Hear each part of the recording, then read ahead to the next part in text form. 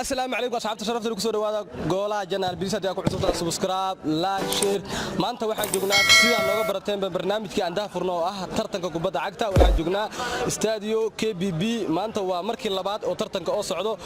asxaabtu waa badan yihiin tartanka qayb galayo waxaan rabnaa laakiin waqti ayaan ugu yar waxaan rabnaa inaan wareysano hal labadan qafood aan aragno fikirkooda ayagoo matalay kuwa dambe magacaada ku bilaab iyo say u aragtaa barnaamijkan oo daahfuray goolaha janaal buusi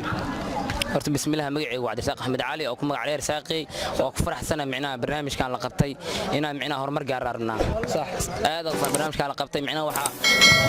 aad ugu faraxsanahay waan u mahadcelinaa goolaha janaal waa u mahadcelinaa okay soo dhawaad ku leenahay okay